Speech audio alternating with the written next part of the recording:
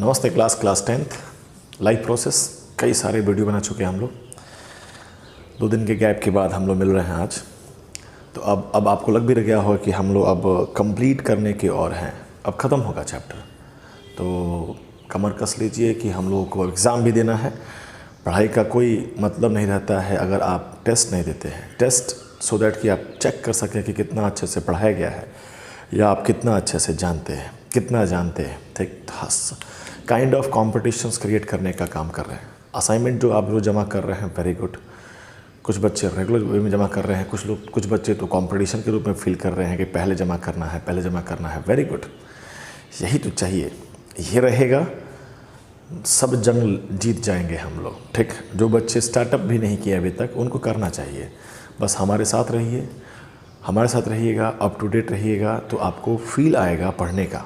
Feel ही आना ज़रूरी है। अदरवाइज़ एक समय आता है कि लगता है कि ऑनलाइन क्लासेस मतलब कुछ नहीं, ऐसे कैसे कुछ नहीं, इतना मेहनत हो रहा है ऐसे टाइम पास के लिए। तो चलो विदाउट वेस्टिंग आवर टाइम हम लोग स्टार्ट करते हैं। क्या पढ़ बैठे हम लोग? ह्यूमन हार्ट पढ़ रहे हैं। ठीक, बाकी सब तो आपको रिवीजन करना चाहिए, देखना चाहिए। ऑलरेडी डिस्कस कर चुके हैं हम लोग। लाइव क्लासेस में बैठते हैं तो बातें भी हल्की हल्की हो जाती हैं। चलिए, तो ह्यूमन हार्ट के बारे में हम लोगों ने 2 डायग्राम बनाया। एक डायग्राम में उसके इंटरनल स्ट्रक्चर के नाम वगैरह पढ़ लिए। व्हाट इज़ ऑरिकल, वेंट्रिकल, कौन कौन से सेप्टम होते हैं, कहाँ पे वाल्व होता है। एक और डायग्राम में बनाया गया कि किधर किधर से पाइप है। 4 पाइप हैं, 2 पाइप निकला है, 2 पाइप लगा है। दोनों के नाम हैं, एक का नाम वेना कावा, एरोटा, एक का pulmonary artery and pulmonary when. Pulmonary artery और पल्मनरी वेन बहुत इंपॉर्टेंट है ना, वो एक्सेप्शन है ना। जो आप जानते हो आर्टरी के बारे में उससे अलग है। क्या जानते हो? मेजर इन्फॉर्मेशन अबाउट आर्टरी क्या है कि उसमें बहुत सारा ऑक्सीजन रहता है, लेकिन पल्मनरी आर्टरी में ऐसा बात नहीं है। और वेन का मेजर कंसेप्ट क्या है कि उसमें बहुत सारा CO2 रहता है, O2 कम रहता है, लेकिन पल्मनरी वेन में ये बात नहीं है। बस यही बात में डिफरेंस है, ध्यान रखिएगा। ये खूब अच्छे से पूछा जा सकता है। Done.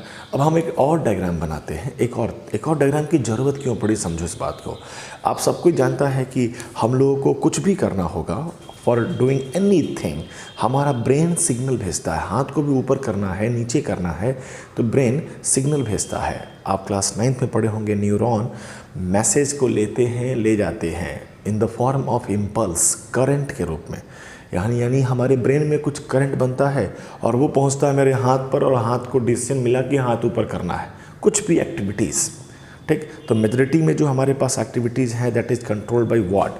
Our neuron system, brain. तो हमारा हार्ट भी काम कर रहा है। क्या काम कर रहा है हार्ट का फंक्शन क्या है? एक लाइन का फंक्शन है, इट पम्प्स। यह पंप करता है, हार्ट ब्लड को पंप करता है। तो पंप करने के लिए कॉन्ट्रैक्शंस और रिलैक्स इसलिए कि वो ब्लड भर सके, कॉन्ट्रैक्ट इसलिए कि वो ब्लड को आगे भेज सके, और तो कोई काम है नहीं। तो ये कॉन्ट्रैक्ट और रिलैक्स तो उसको लाइफ टाइम करना है। ऐसा तो नहीं है कि 2 मिनट सुस्ता लेना है उसके बाद। चाहे ऐसा तो नहीं है ना कि सोच समझ के ऐसा डिसीजन लिया कि अब हाथ ऊपर उठाना है, तो मैसेज आया तो हाथ ऊपर उठ गया। तो ऐसा तो नहीं है हार्ट में कि मैसेज आएगा तभी कॉन्ट्रैक्ट करना, हमेशा करना है। तो क्यों ब्रेन पर एक लोड दिया जाए? नेचर ने प्लानिंग किया, क्यों एक ब्रेन पर लोड दिया जाए? क्यों नहीं इसे खुद ही सेटिंग कर दिया जाए कि तुम अपना नॉर्मल कॉन्ट्रैक्ट और रिलैक्स करते रहो। कभी एबनॉर्मल कराना होगा तो हम इंटरफेयर करेंगे। मतलब अगर एक काम रेगुलर वे में करना ही करना है तो करने दो ना खुद से उसको। तो ऐसा देखा गया है, स्पेशल टाइप ऑफ मसल्स है। There are 3 types of muscles, striated और स्मूथ और एक कार्डियक। स्ट्रेटेड में तो कई सारे नाम होंगे, हाथ पैर का मसल्स, और स्मूथ में भी कई जगहों के नाम हैं मसल्स, लेकिन कार्डियक मसल्स एक मसल्स है, सिंगल एक मसल्स। कहाँ का? हार्ट का, और कहीं का नहीं। तो स्पेशली डिज़ाइंड होगा। तो बात करते हैं, शुरुआत करते हैं कि ह्यूमन का जो हार्ट है, ह्यूमन हार्ट के बारे में बात किया जाए तो पता चलता है कि ह्यूमन का हार्ट जो होता है ना, वो मायोजेनिक है। थोड़ा वर्ड से घबराइएगा बिल्कुल नहीं, मायोजेनिक हार्ट है। What does it mean? Myogenic heart का मतलब ये हुआ कि हार्ट अपना खुद का इम्पल्स क्रिएट कर लेता है। मतलब ब्रेन वाला काम वो खुद करता है, खुद इम्पल्स इलेक्ट्रिकल सिग्नल क्रिएट करता है, जो हार्ट के मसल्स को ये इन्फॉर्मेशन दे देता है कि अब आप कॉन्ट्रैक्ट करो, तो हार्ट का मसल्स कॉन्ट्रैक्ट कर लेता है। हो सकता हो वो आर्ट्रियम का हो सकता हो वो वेंट्रिकल का मसल्स को कॉन्ट्रैक्ट करने का ऑर्डर देता हो, जिसको और डिटेल करेंगे अभी हम लोग। तो what does it mean myogenic heart? Create own impulse, अपना इम्पल्स खुद क्रिएट कर लेता है। What is impulse? Electrical signal, electrical signal दिख रहा है ना? हाँ, तो इलेक्ट्रिकल सिग्नल खुद का क्रिएट कर लेना कहलाता है मायोजेनिक एक्टिविटी। तो आप क्लियर हुए what is word myogenic? Myogenic मतलब अपना इम्पल्स खुद क्रिएट कर लेना। नो प्रॉब्लम, खुद क्रिएट कर लिए तो हार्ट हमारा इम्पल्स क्रिएट कर रहा है, यानी इलेक्ट्रिकल सिग्नल क्रिएट कर रहा है फॉर क्या चीज़? कॉन्ट्रैक्शंस। कॉन्ट्रैक्शंस के लिए मेहनत है, रिलैक्सेशन तो आसान बात है। आप सावधान होंगे, मतलब आप होंगे सावधान, अंग्रेजी में क्या कहते थे भुला गया, अटेंशन होने के लिए आपको टाइट होना पड़ता है, और रिलैक्स होने के लिए तो छोड़ दो, लचर पचर हो गया। तो कॉन्ट्रैक्शंस मेहनत का काम, छोड़ देंगे तो ख़त्म, नो प्रॉब्लम। ठीक, तो ये हो गया एक वर्ड। अगर हम इस चीज़ को दिखाएं कि आखिर कहाँ से शुरुआत होता है सिग्नल का, अभी क्या है कि ब्रेन समझते हो ना, इधर से शुरुआत हुआ सिग्नल का, कहीं जाएगा। आप अगला चैप्टर जब पढ़ोगे कंट्रोल एंड कोऑर्डिनेशंस, तो काफ़ी डिटेल में पढ़ाया जाएगा कैसे हमारा ब्रेन काम करता है। फ़िलहाल हम एक हार्ट का डायग्राम फिर से बनाते हैं, वही टेक्निकल डायग्राम अपना वाला जो कि एग्ज़ाम में नहीं बनाना होता है। एग्ज़ाम बनाने वाला भी हार्ट बना कर दे चुके हैं हम आपको। आप उस पर एक बार दो बार हाथ साफ़ कर लीजिए, एग्ज़ाम के दिन हाथ साफ़ करोगे नंबर साफ़ हो जाएगा। हाँ जी, ऐसे सेट हो जाना है। इधर लेफ़्ट है, ये लेफ़्ट अट्रियम है, ये राइट अट्रियम है, ये लेफ़्ट वेंट्रिकल है, ये राइट वेंट्रिकल है। ये बहुत इंपॉर्टेंट है, अगर आप मिस्टेक कर जाओगे तो आपको ये याद है कि इधर आता है ऑक्सीजनेटेड ब्लड। तो क्वेश्चंस पूछे जा सकते हैं कि oxygenated blood from lungs heart के कौन से चैम्बर में जाता है, तो आपका ये राइट आंसर होगा ना, लेफ़्ट आर्ट्रियम। बहुत इंपॉर्टेंट है इस लोकेशन को देखना। अब ध्यान दीजिए, हमारे पास एक विशेष, हमारे ये सभी क्या है, ये मसल्स हैं, कार्डियक मसल्स। कार्डियक मसल्स में राइट आर्ट्रियम के ऊपर वाले कोने के हिस्से में एक विशेष प्रकार के टिश्यू होते हैं।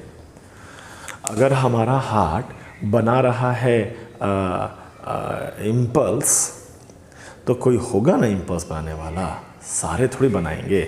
सारा का काम, मैक्सिमम काम है कॉन्ट्रैक्ट करना। तो यहाँ पर एक विशेष प्रकार के नोडल टिश्यू होते हैं। अब नाम रिलेट कर सकते हो तो रिलेट करो कि नोड होता है ना, नोड। ठीक, नोड मतलब कहीं कहीं का, जैसे बांस में नोड होता है, राइट। तो एक स्पेसिफिक जगह को बताने के लिए तो एक स्पेसिफिक जगह है नोडल टिश्यू। ठीक, इसे नाम कई सारे दिए गए हैं। इसे नाम दिया गया SAN। अब नाम कहने के लिए हम साइनो आर्ट्रियो नोड कह दें, जरूरी नहीं है इसे बात जानना। शॉर्टकट में SAN कहते हैं, और या कहते हैं इसे पेसमेकर। पेसमेकर नाम से लग रहा होगा, पेस मेंटेन करता है, यही क्रिएट करता है इम्पल्स। तो हम शॉर्टकट में कहें कि in human heart there is a nodal tissue that can generate impulse, या उसी नोडल टिश्यू का नाम हो जाता है SAN। नाम है, इट मीन्स दैट एक और नाम आने वाला है, तो उस नाम से अलग करने के लिए SAN या पेसमेकर कहा जाता है। हार्ट के पेस को बनाए रखता है। यहाँ से ये सिग्नल भेजता है, पूरे आर्ट्रियम को सिग्नल भेजता है कि तुम कॉन्ट्रैक्ट करो। आप सबको समझ में आ रहा है, ये दोनों कॉन्ट्रैक्ट करेंगे तो ब्लड हमारा आर्ट्रियम से वेंट्रिकल में जाएगा, राइट। सिंपल बात। तो उस समय तक हमारा वेंट्रिकल में ब्लड भरेगा। जब पूरा कॉन्ट्रैक्ट कर जाएंगे तो इधर का ब्लड इसमें आ जाएगा। अब इनको कॉन्ट्रैक्ट कराने की बारी होगी, रिदम में काम होना है, तभी ना 2 बार साउंड आता है, लब एंड डब, धक धक। तो ये एक पहला वाला काम, जैसे ये कॉन्ट्रैक्ट करेंगे तो दोनों ढक्कन खुल जाएगा, काम पूरा हुआ, दोनों ढक्कन बंद होगा, आवाज़ आएगा, राइट। और उसके बाद एक और यहाँ पर अट्रियम में ही है एक और नोडल टिश्यू है, मतलब there is no difference in their nature, ध्यानपूर्वक लैंग्वेज को सुनिए, आप लैंग्वेज ध्यानपूर्वक सुनते नहीं हैं और आप क्वेश्चन रेज कर देते हैं डाउट सेशन में, ज़्यादा हो जाता है तो हमें अब लिख लिख के बताना पड़ता है, ठीक। चलो, nodal tissue, no difference in their nature, but काम में अंतर है। इसे हम लोग एवियन कहते हैं, SAN avian, A for atrium, V for ventricular node, मतलब ये है आर्ट्रियम में लेकिन काम करता है वेंट्रिकल के लिए। तो ये क्रिएट करता है इम्पल्स फॉर आर्ट्रियम और ये क्रिएट करते हैं इम्पल्स फॉर वेंट्रिकल। आसान बात कह रहे हैं, ठीक। जब वेंट्रिकल को मैसेज जाएगा तो वेंट्रिकल कॉन्ट्रैक्ट होगा, तो ध्यान है ना, यहाँ से पाइप था तो यहाँ से पाइप पर सेमी ल्यूनर वाल्व खुल जाएंगे, जब काम खत्म हो तो वो भी बंद होंगे। तो इसके एक्टिविटी से एक बार ढक्कन खुला फिर बंद हुआ, इसके एक्टिविटी से एक बार ढक्कन खुला एक बार बंद हुआ। ध्यान दे रहे हो, दोनों मिलके काम करेंगे तब ना ब्लड हमारा इस पूरे एंटायर हार्ट से निकल जाएगा, ठीक। इसीलिए 2 बार साउंड आता है, लब डब।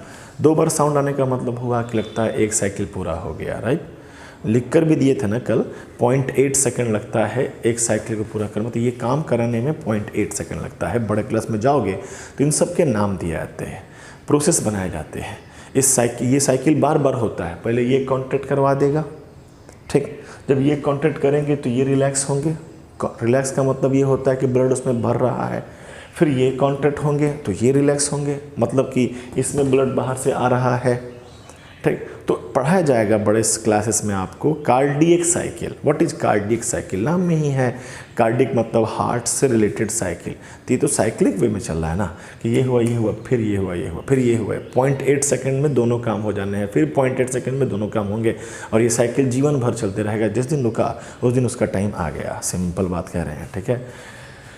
हाँ, तबीयत ख़राब है, ठीक है। मेरा तबीयत ख़राब होने का मतलब हमने तो ले लिया है, मतलब वैक्सीनेशन ले लिया है, वैक्सीनेशन का थोड़ा प्रभाव पड़ता है, ठीक है। जानते हैं हम लोग तो बायोलॉजी वाले स्टूडेंट हैं, जन्मे करते हैं। वैक्सीनेशन मतलब कि वही कोरोना के ही वायरस को बॉडी में डाला गया है और बॉडी उससे लड़ने को सीख रहा है। लड़ाई के दौरान माहौल गर्माता है ना, तो ही हल्का फुल्का गर्माहट का अवसर है, ठीक। उसी में काम करने की कोशिश है, ठीक।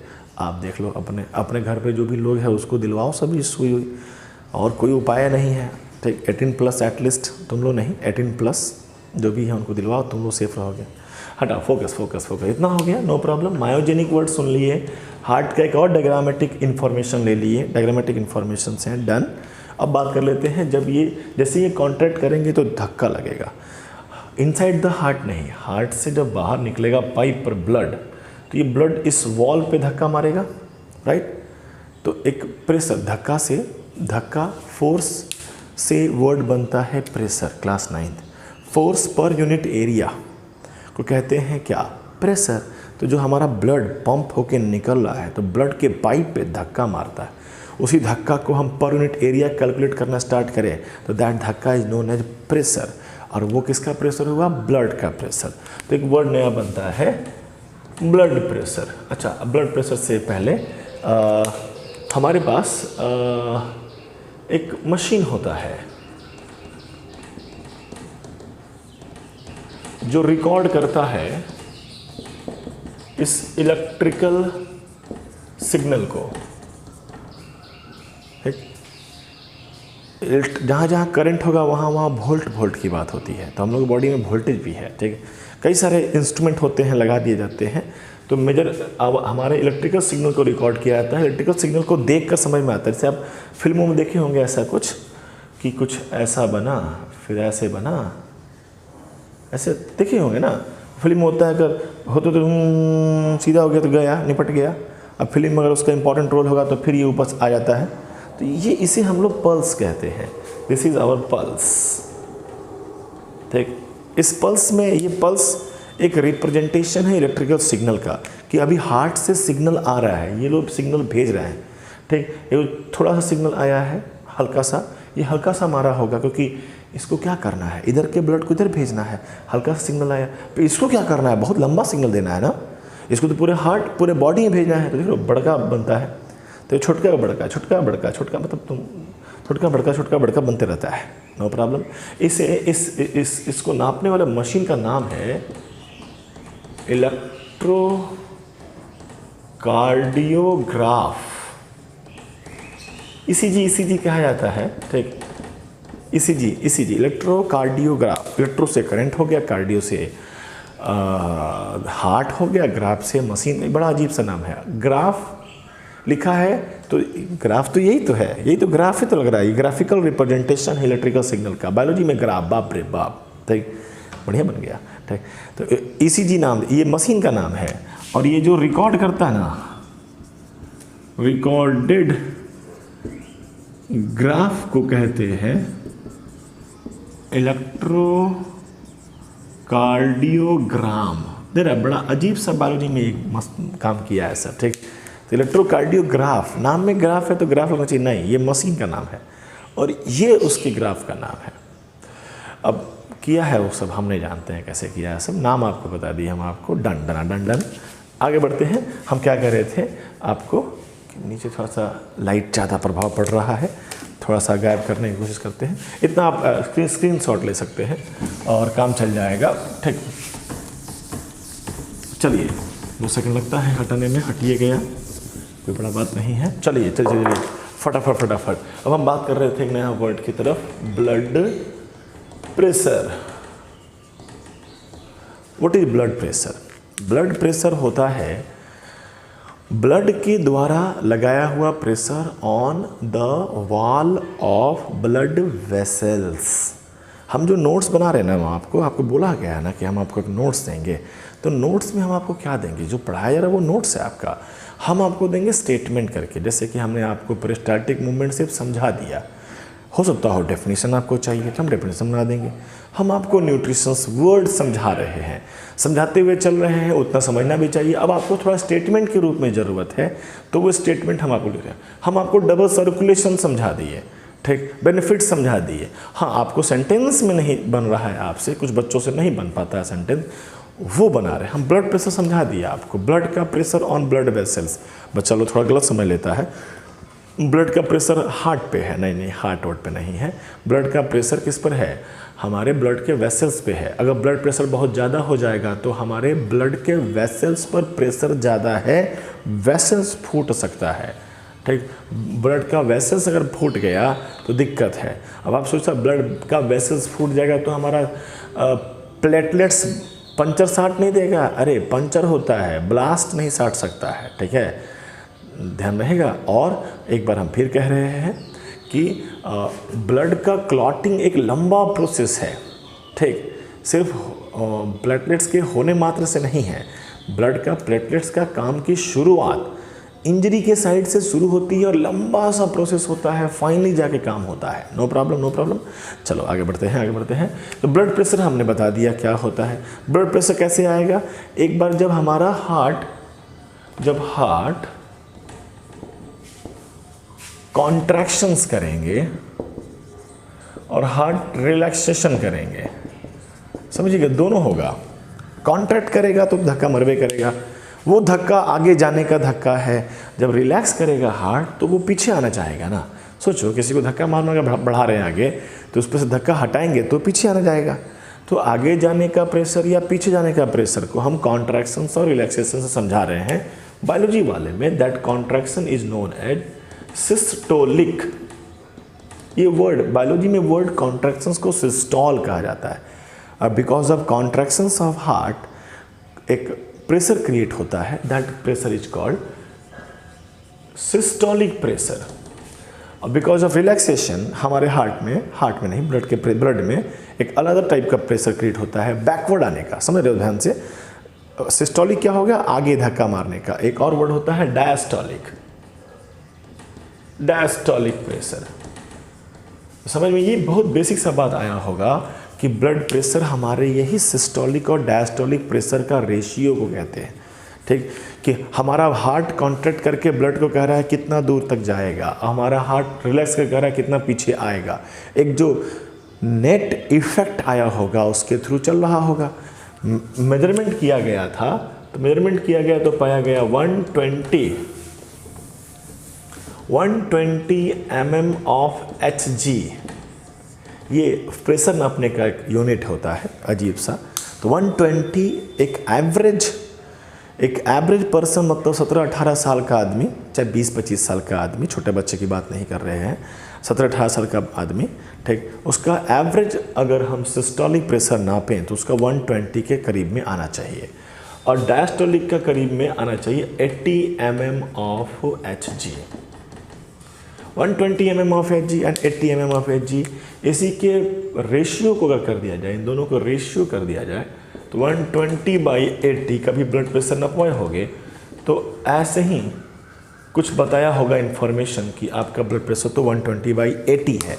तो जो ऊपर है वो सिस्टोलिक प्रेशर है और जो नीचे है वो डायस्टोलिक प्रेशर है। ऊपर वाला कह रहा है आगे चल, तुम ऐसे एक सिंपल भाषा में समझ लो, एग्जैक्ट होता नहीं है। 120 से आगे जा रहा है, 80 से पीछे आ रहा है तो 40 से आगे बढ़ रहा होगा, नेट 40 आगे जाने का टेंडेंसी हो गया, कल को ब्लड प्रेशर हाई हो गया, इट मीन्स हो सकता हो कि सिस्टोलिक प्रेशर ज़्यादा हो गया हो, 120 की जगह 140 हो गया हो।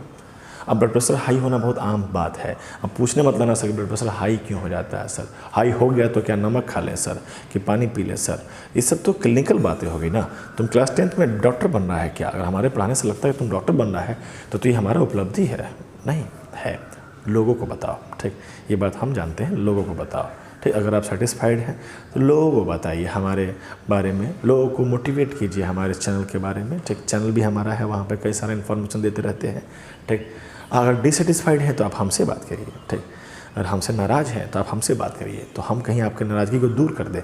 किसी और से बतियाओगे तो कोई मतलब नहीं बनता है। चलो चलो चलो चलो, ठीक। आपके बुक में मिलेगा ब्लड प्रेशर को नापने के लिए एक मशीन का नाम मिलेगा, बड़ा अजीब सा नाम है, मशीन है तो आपको याद करना पड़ेगा। तो ख़त्म कर दिए हम लोग, ह्यूमन का हार्ट हो गया समाप्त। ऑलरेडी बोला जा चुका है कि आप थोड़ा सा स्पीड बढ़ा दोगे वीडियो का तो हम ऐसे करेंगे नहीं, तो अभी हमको ऐसे करने का मन नहीं कर रहा है, ठीक, मन ख़राब लग रहा है हमको, ठीक। हाँ, आपसे पढ़ाते मन थोड़ा अच्छा लगने लगता है। चलो भाई लास्ट हिस्से की तरफ आते हैं, दैट इज कॉल्ड एक्सक्रीशन। ख़त्म करने जा रहे हैं अब हम, एक क्लास और लेंगे, शायद कल लेंगे और चैप्टर समाप्त कर देंगे। तो भाई साहब आप ना मेहनत कर लो, एग्ज़ाम देना है, कंबाइंड पूरा मिलाकर महा चैप्टर है ये, महा एपिसोड चल रहा है, लंबा एपिसोड। एक्सक्रीशंस का मतलब समझिए, एक्सक्रीशन का मतलब होता है कोई भी हार्मफुल चीज़ अगर बॉडी से बाहर निकाल दिया जाए, that is called excretion. CO2 gas, carbon dioxide gas भी हमारे लिए हार्मफुल है, हम उसे सांस छोड़ के बाहर निकाल देते हैं, this is also called excretion. हम लोग खाना वाना खाते हैं, आफ्टर डाइजेशन जो भी चीज़ें बनती हैं वो हार्मफुल चीज़ें हैं, उसको हम अपने एलिमेंट्री कैनाल के एनएस के थ्रू बॉडी से बाहर फेंक देते हैं, वो भी एक्सक्रीशन है। लेकिन अब आपके चैप्टर का कंसर्न है कि हम अब उस एक खास तरह के वेस्ट, क्योंकि ये ऑलरेडी बातें कर चुके हैं एक्सक्रीशन वाला, ठीक। अब हम एक्सक्रीशन वाले टर्म में ना एक खास की बात करते हैं, जो बॉडी में वेस्ट है, खतरनाक है, उसे बॉडी से बाहर निकालना है। तो मेन रूप से देखिए, फिर से बोल रहे हैं, रिपीटेड, कि देख भाई बॉडी से CO2 का भी निकलना एक्सक्रीशन है, वो गलत नहीं है। लेकिन जब हम लोग कंसर्न बात करते हैं एक्सक्रीशन का, तो एक्सक्रीशन हम बात करते हैं nitrogenous waste, nitrogenous of waste. अब नाइट्रोजिनस वेस्ट क्या होता है? तो नाइट्रोजन कंटेनिंग वेस्ट। अब नाइट्रोजन कंटेनिंग वेस्ट कहाँ से आएगा? तो मेन सोर्स नाइट्रोजन का आने का बॉडी में है ब्रेकडाउन ऑफ प्रोटीन। प्रोटीन का ब्रेकडाउन होता है, टूटना फूटना होता है। ज़्यादातर ये काम संपन्न लीवर में क्या आता है, ह्यूमन का कंसर्न करे तो, ठीक। तो प्रोटीन बना है अमीनो एसिड से, अमीनो एसिड बना है नाइट्रोजन से। हमारा nitrogen very important constituent for protein. जब टूटता फूटता है तो नाइट्रोजन के रूप में आने लगा। नाइट्रोजन के रूप में नहीं रख सकते हैं, उसे बदलना पड़ता है। ऑलरेडी आप जानते हैं छोटे क्लासेस से कि नाइट्रोजन को नाइट्राइट या नाइट्रेट के रूप में या अमोनिया के रूप में, लास्ट असाइनमेंट में भी ये सवाल कोई पूछा था हमसे तो बताए थे आपको। तो नाइट्रोजन को कन्वर्ट करना होगा। Without conversion nitrogen very harmful, सीधे सेल को मार देगा। तो नाइट्रोजन को बदल दिया जाता है। ठीक, नाइट्रोजन को बदलेंगे तब उसे फेंक सकते हैं। तो पहले बदलने में भी मेहनत है, फिर फेंकने में मेहनत है। अब नाइट्रोजन को कोई बदल रहा है, अब गंदगी किसी के पास है, अब घर पे मान लो गंदगी, तुम ध्यान सुनो, घर पे गंदगी लगा हुआ है। ठीक, अब घर से बाहर निकले तो रोड पे कुछ फेंका हुआ है, गंदगी लगा है। अब उसको साफ़ करने का 3 तरीका। एक भाई साहब के पास अथाह पानी है, मोटर चलाया, पंपी सेट पकड़ा, पंप पकड़ा और मारा पानी, खाली पानी आया और धो दिया, बिना हाथ पैर हिलाए डुलाए, बिना झाड़ू उड़ू मारे हुए, पोछा ओछा मारे हुए पानी से दहा दिया। भरपूर पानी होगा तब ना ऐसा कर सकता है। कोई ऐसा हो जहाँ पानी की किल्लत होगी तो थोड़ा सा पानी गिरा कर झाड़ू से लेकर खखो खखो के साफ़ किया होगा, ऐसा लोग करते हैं अक्सर। और किसी क्या एकदम है साफा पानी की किल्लत हो जाएगी, थोड़ा सा मिट्टी उट्टी गिरा देगा, 2-3 दिन छोड़ देगा, सूख जाएगा, अपने झाड़ू के हट जाएगा, ऐसा कुछ। ये 3 तरीका तुमको दिख रहा है ना वेस्ट को हटाने का, नाइट्रोजन कंटेनिंग वेस्ट को हटाने के 3 तरीके हैं। पहला बात, नाइट्रोजन को नाइट्रोजन के रूप में नहीं रख सकते हैं, बहुत वेरी हार्मफुल। तो नाइट्रोजन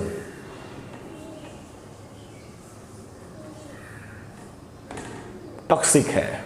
अब इस टॉक्सिक में हम वेरी लगा के बहुत very very very very toxic है, दैट शुड बी कन्वर्टेड। जैसा लाइफ वैसा कन्वर्ट करने का तरीका। अब कोई लाइफ एक्वेटिक लाइफ है, पानी की उसकी कमी ही नहीं है, तो वो उन्हें कन्वर्ट कर लेते हैं अमोनिया में। अमोनिया NH3, कई और रूप हो सकते हैं, फिलहाल आप अमोनिया समझ लो। ठीक, अमोनिया आया तो अभी भी ये टॉक्सिक है, वेरी टॉक्सिक। ठीक, तो हम इसमें मोर वाटर, बहुत पानी मिला दे। अब तुम सोचो, कोई शरबत बनाए हो, बहुत गाढ़ा लग रहा है, तुम 1 बाल्टी पानी मिला दो उसमें, तो उसका गाढ़ापन खत्म हो जाएगा ना, उसका असर खत्म हो जाएगा।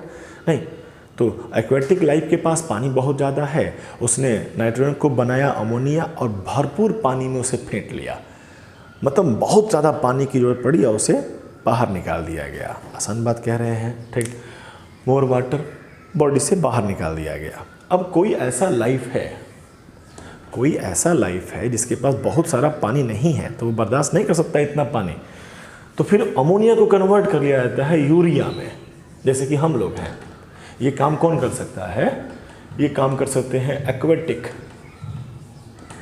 एक्वेटिक लाइफ, उन्हीं के पास ज़्यादा पानी है, तो अमोनिया के रूप में नाइट्रोजन वेस्ट फेंकते हैं हम। यूरिया, अमोनिया में थोड़ा कार्बन डाइऑक्साइड मिला देंगे तो इट बिकम्स यूरिया। ऐसा कुछ केमिस्ट्री है, केमिस्ट्री से मतलब नहीं है। Urea is the another form of nitrogenous waste. Urea को बाहर निकाल दिए, यानी कि आपने नाइट्रोजिनस वेस्ट को बाहर निकाल दिया, नो प्रॉब्लम। ये थोड़ा सा वेरी टॉक्सिक नहीं है, लेकिन लेस टॉक्सिक है, अभी भी ये खतरनाक है। तो लेस टॉक्सिक है तो ये लेस वाटर का रिक्वायरमेंट होता है। ठीक, थोड़ा सा पानी में मिलाकर बॉडी से बाहर फेंक देंगे। एग्जाम्पल में टेरेस्टेरियल। अब टेरेस्टेरियल में सब नहीं, हम ह्यूमन की बात कर लेते हैं। हम अपना जान लें कि हम लोग यूरिया के रूप में नाइट्रोजन को बाहर फेंकते हैं। कुछ ऐसी भी लाइफ है, जैसे डिजर्ट इलाका में रहने वाला लाइफ, लिजर्ड हुआ, ठीक, जिसको पानी की काफ़ी स्कार्सिटी होती है, तो वो यूरिया को फर्दर कन्वर्ट कर लेते हैं, यूरिक एसिड में कन्वर्ट कर लेते हैं, वेरी लेस टॉक्सिक,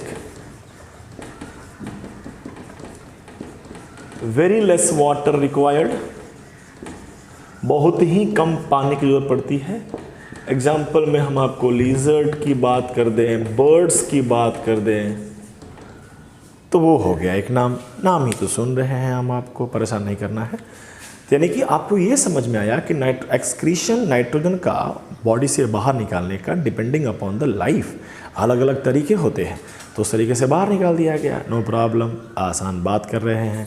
अब बायोलॉजी वाले ने यहीं पे बायोलॉजी रुकता नहीं है, अब कहा इतना मेहनत कराई दिए हैं तो एक लोग नाम चिपका देते हैं कि भाई वो लाइफ जो अमोनिया के रूप में अपने बॉडी से नाइट्रोजनस वेस्ट को रिमूव करते हैं, उसको हम अमोनोटेलिक ऑर्गेनिज्म कह दें तो क्या दिक्कत है?